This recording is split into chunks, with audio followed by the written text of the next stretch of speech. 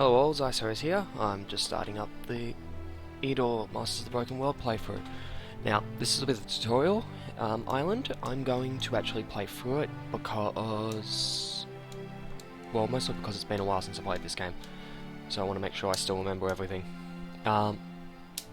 This first thing is choosing my avatar on this shard is going to be. So, you can see I was born to a peasant family in a tiny village. As a child I was inquisitive and curious. Standard, I want to become an adventurer. I master my father's trade well, but deep in heart I always wanted to be a warrior, scout, commander, wizard. Wizard spells, commanders buffs your own units.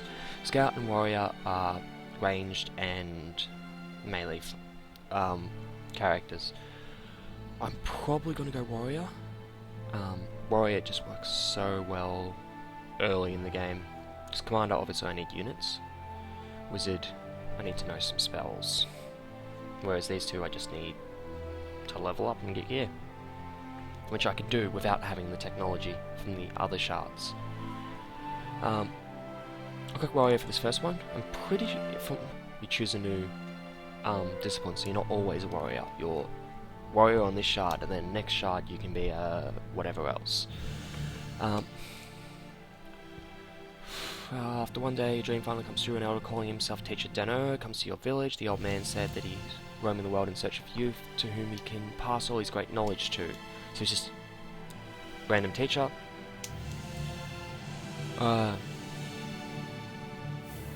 Looking at you slyly, Dano said, "Well, apprentice, it's time to take your first journey. We're going to the town of Skull Coast, where we can buy everything we need for your training." Why did he choose me? I searched and searched and find out what makes me so special. It says I'm powerful, etc. Don't really care at this point. I have done this all before, so let's say, alright, let's go. Select your hero by left-clicking your hero. Left-click it. Then right-click. Left-click? Left-click.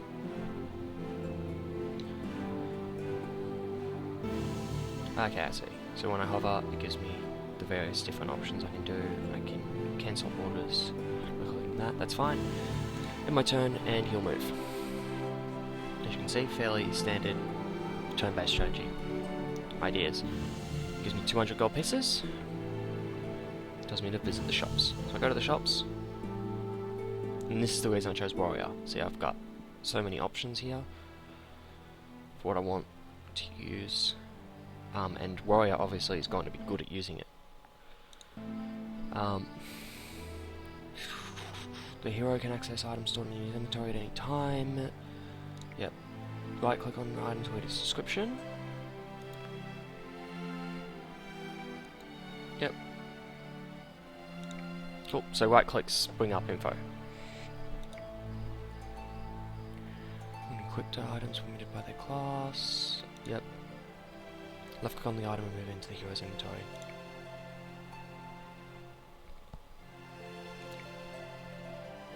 Oh, that's my skills. Right, here's my items down here. Okay. Sorry if this is a little slow for you,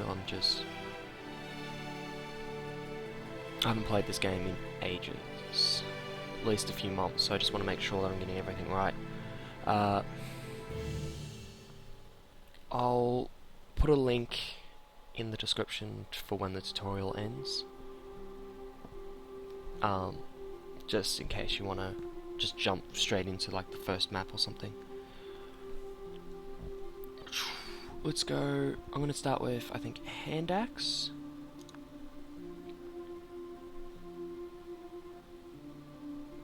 No. Yes. Let's go with hand axe.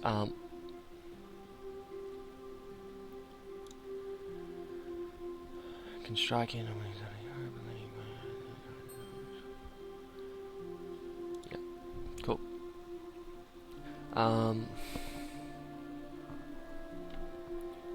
Might go with the medium because I want to be able to move. Because this is a obviously offensive weapon, so I want to be able to move to them and then hit them. We got +1 defense or +1 range defense. I'm gonna have no ranged, so I'll pick up the wooden shield for the ranged defense. Right, so fairly simple setup here, really, and we'll just close that. It's time. Okay, now this is sending me to the ancient ruins to kill off some goblins that are being pests down there. I'll tell them alright. So you go in here. What happens is each one of these locations, like each one of these, they're not quite hexes, but you know, each one of these spaces has a number of locations in them. So I click visit locations. See, this one has ancient ruins. You can also explore to find more, and by clearing them out, you get more and more completion. I'm pretty sure that gets explained later, though. So I'm telling him to explore that location. And my turn, and it goes and does it. It says here, there are 3 enemies, they're all goblins. What do I want to do? I want to attack. Because goblins, obviously, goblins are going to be along with kobolds and orcs normally. Yeah. So whenever I'm the attacker, I'm on the left side. And I'm sure you can work out stuff like this. This is the part that reminds me most of Heroes of Might and Magic. Just see, I can move this guy a bit closer, which I'll probably do because I want him closer to my enemy for when I go to attack. I start the battle. As you can see, hex-based movement, got so much to move, so much attack, etc. And it's turn-based. It's not so much like Heroes of Might and Magic at this point. This could be any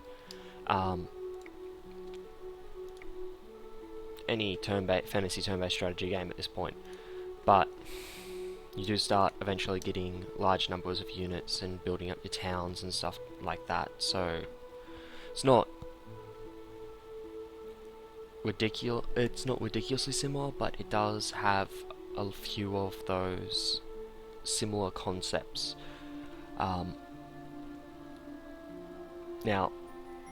you might notice it says will kill. I think that's really nice, just telling you if it's got a chance to kill, if it will kill, etc. Just so you don't have to work it out for yourself. Obviously, just walk up, kill 1 goblin. Easy enough. These goblins come up, and the counter attack from my axe actually is enough to kill them both off.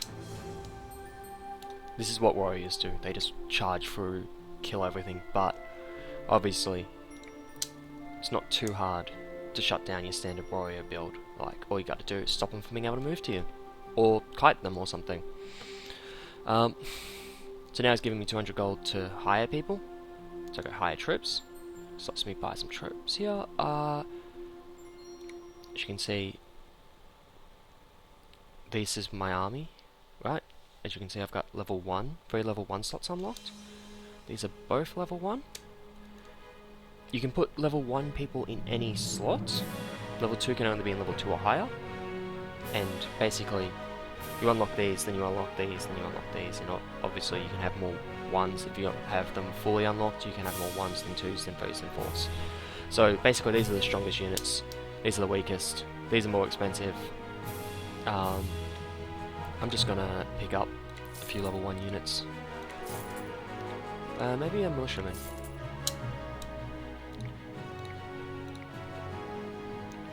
Yep, just whatever. Orcs.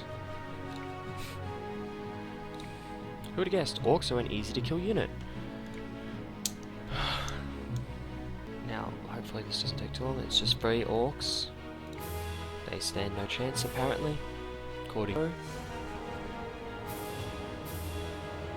So, has the advantage of seeing enemy placement during his deployment phase. Well, the orcs get to see where I'm going to deploy. Slinger, militiaman there. Put the 2 slingers up the back behind my warriors, just to protect them. And that one's